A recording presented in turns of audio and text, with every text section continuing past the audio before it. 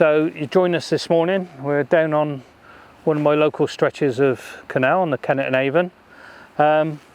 What we'd like to do today with this video is take the mystique out of what rods to use, what reels to use, what braid to use and what lures to use. There's a lot out there and a lot of people get confused. I know from when I'm out fishing and people ask me questions. So perhaps we'll put it onto video so you can see this is what you can start with, this is what you can build to. So it's going to be about kit, it's going to be about reels, rods, actions, and perhaps at the end we might get just a few fish.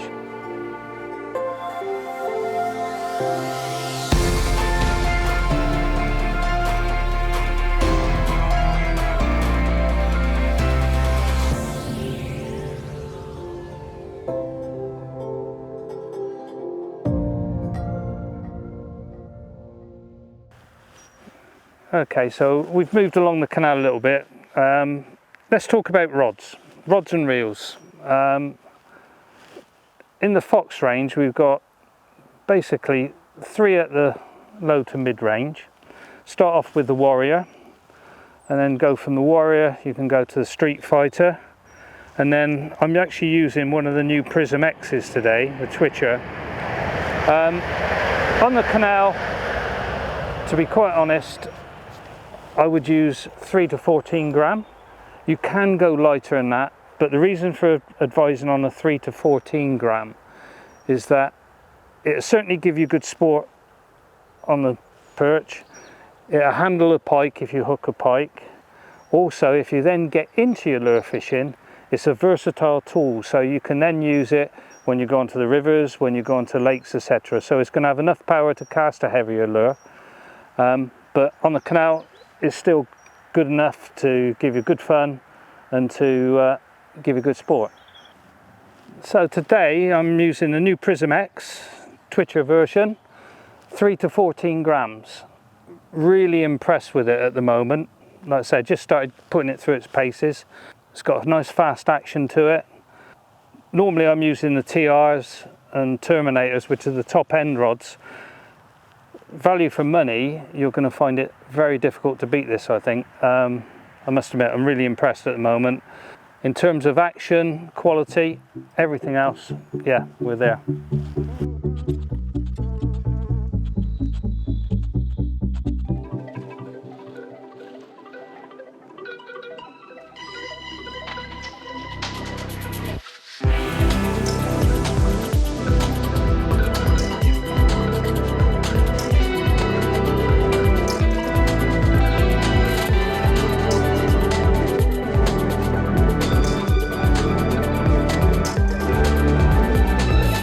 I've talked briefly about the rods, and like I say, certainly enthralled with the Prism X. So then we go on to reels. 1000 size. You can start off with the Warrior, which is really for the money that you pay for it. It's got a lot of features. Then you go up to the Prism. I'm actually using a Prism in the 1000 size today, and above that, the top of the range is a TR. But if you match a Prism reel with this Prism X rod, I think you've got a really well balanced setup. Again, if you put a Warrior on there, you're going to have a well balanced setup. So whilst I've mentioned the new Prism X rod, I've been informed that there's a new Prism X reel that's coming out. This is the older version. Equally, I'm informed that the new version is another step up. So dependent on when you're watching the video, that may well be out and on the shelves. So at the moment I'm using the old version, really pleased with it. Been using this reel for a couple of seasons now. Never had any problems. Smooth drag if you do hook a pike or a bigger fish, spot on.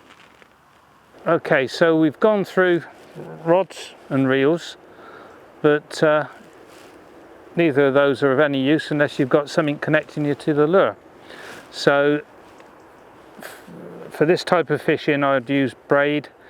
I use 8 strand, 6 pound, 8 pound, more than adequate for what you're doing and the size of fish that you're looking for.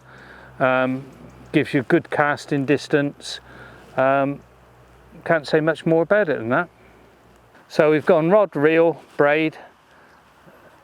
Final piece is fluorocarbon leader. I use drop and jig in a range of breaking strains between £5 and £7. Advantages of that, fluorocarbon is virtually invisible, especially in clear water like this. Gives you a bit of abrasion resistance should you hook into a toothy critter as well. But the main thing with it is it's invisible, or invisibility if you like. So I mentioned the fact that fluorocarbon's got some abrasion resistance, but if you're going to be pike and targeting pike, or you're fishing a stretch with a lot of pike in, and certainly if you change over from a soft bait to a hard bait and you're fishing perhaps a little hornet, you're fishing a spinner or whatever, always put yourself with a light wire trace on. That way you're not going to get bit off, you're not going to leave a fish with a lure in its mouth. So just for fish care, always put a wire trace on. So that takes us down to our jig head and our lures. So as we fish during the course of the day, or as we make our way along the canal, I'll touch base with you on lures that I use, my go-tos, and how I change things as I'm going through, and anything else that I've got in my little bag.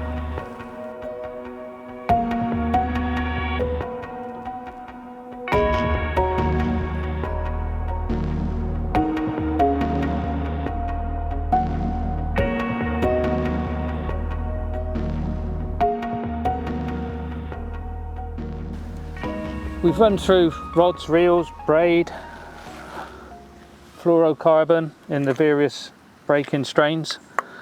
Let's talk about lures now. Thousands on the market. I tend to keep to, in most instances, I've got 2 or 3 main ones that I go to, especially on the canal. We'll look at slick shads in the 7cm versions, and you've got natural colours and you've got bright colours. So basically you've got colours that will match any water condition and light conditions. So I usually carry a selection of colours. I've also got the finesse version, which is a great drop shot lure in actual fact. So I use that sometimes on a drop shot when I'm targeting some of the bigger fish. Favourite, spiky shads. So spiky shads, they catch everything. Again, natural colours, bright colours, just something that you can vary with the light conditions and the water conditions. And then if you come down to the final part of my box here, I've got some creature baits to use. Again, I use those quite often on a Ned rig. We're not talking too much about, if you like, techniques today, but I use those on a Ned rig. I'll also rig them up and just fish them on a standard jig. Then one of my favourites for drop shot, micro fry. So micro fry, again, in a variety of colours, from brights to naturals, just everything eats them. So that's another lure that I use. Whilst we're talking about critters, there's also in my box some of the micro critters, again various colourways to suit the water conditions and the light conditions.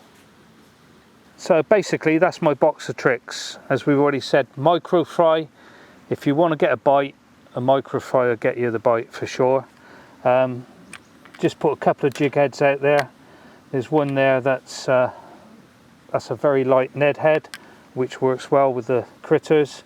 And then you've just got a range between perhaps 2 gram up to 5 gram, but normally 2-3 gram on a canal, spot on. 3 gram if you're casting some distance, 2 gram if you can get across with that, no problem. Okay, so what else do I carry in my box of tricks? I carry these are a great utility tool really. They have got cutters on the side if you want them. If you're out there on the canal and you do hook a pike, you also got something that you can unhook the fish with. So yeah, just a good all-round tool.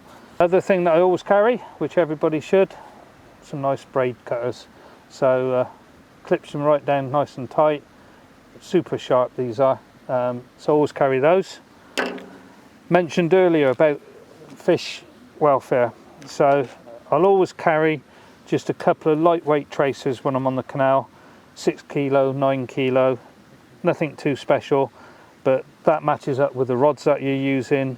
So just a little micro clip on it. So if you're catching pike or you're getting bothered with jacks, you always want to put one of those on.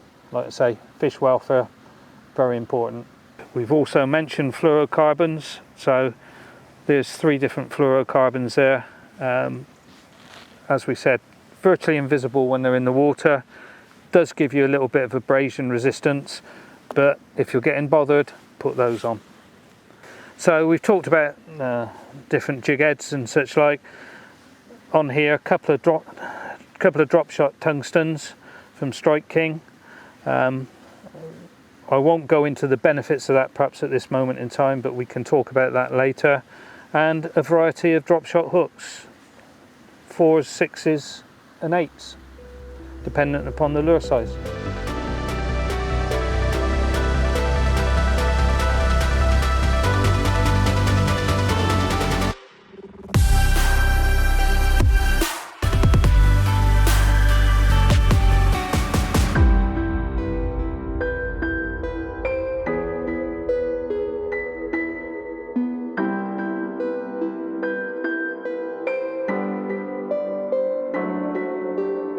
Okay, so we've moved our way down the canal a little bit. It's crystal clear. On these sort of days and virtually any day on the canal, secret of success is keeping mobile. Find the fish. With this pack, Street Fighter pack on me, I'm mobile. I can carry everything that I want. I'm not lugging a big rucksack about on my back. I'm not putting it down. I've clipped the net on the side, so I've got a Street Fighter net on the side just in case. I've also got a Street Fighter mat clipped to the bag. So with this, I can just keep walking, keep fishing, and hopefully catching.